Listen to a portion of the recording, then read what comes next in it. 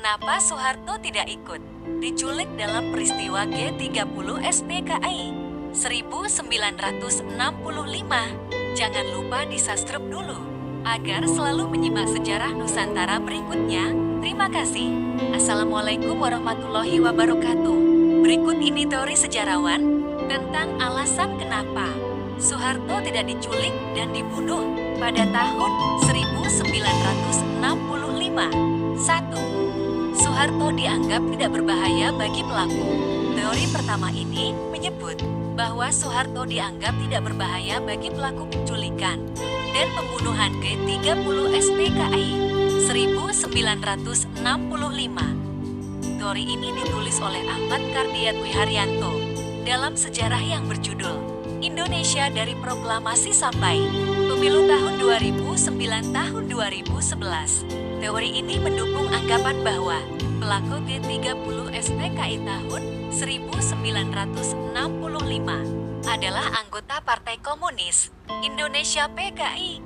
Menurut Wiharyanto, Soeharto tidak ikut diculik karena bersikap diam dalam rapat pimpinan TNI AD untuk menghadapi PKI.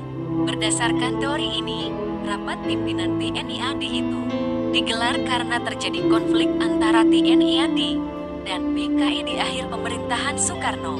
Kedua kubu diklaim sedang berebut pengaruh di pemerintahan. Saat rapat berlangsung, Soeharto tidak menyetujui strategi yang diputuskan oleh TNI AD dan memilih bersikap diam.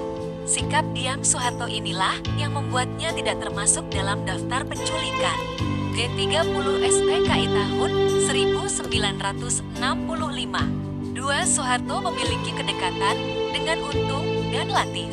Teori kedua menyebutkan dugaan bahwa Soeharto memiliki kedekatan dengan pelaku G30S bagi PKI 1965 sehingga tidak termasuk dalam target penculikan. Dua pelaku yang dianggap dekat dengan Soeharto yaitu Letkol Untung dan Kolonel Abdul Latif. Teori ini berdasar pada kesaksian Soeharto dalam wawancara Der Spiegel edisi 19 Juni tahun 1970.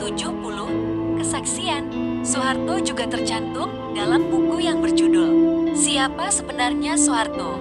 Fakta dan Kesaksian Para Pelaku Sejarah G30 SPKI tahun 2006 oleh Eros Jarot dan DKK. Abdul Latif adalah komandan garnison Kodam Jaya yang dekat dengan Soeharto. Menurut Jarot, DKK, Latif selalu mengikuti jejak Soeharto dalam karir kemiliterannya. Hubungannya dengan Soeharto bahkan bukan lagi sekadar atasan dan bawahan, melainkan seperti saudara.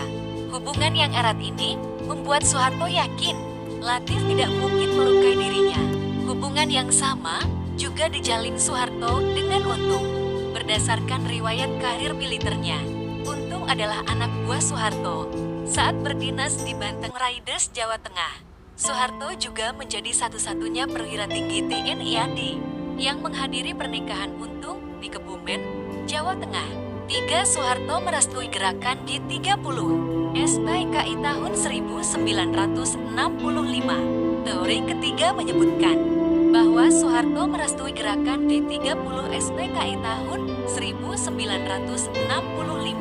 Kedugaan ini tercantum dalam buku yang berjudul Dalih Pembunuhan Massal, Gerakan 30 September dan Kudeta Soeharto tahun 2008, karya John Rosa. Teori ini muncul berdasarkan keterangan Latif dan Soeharto.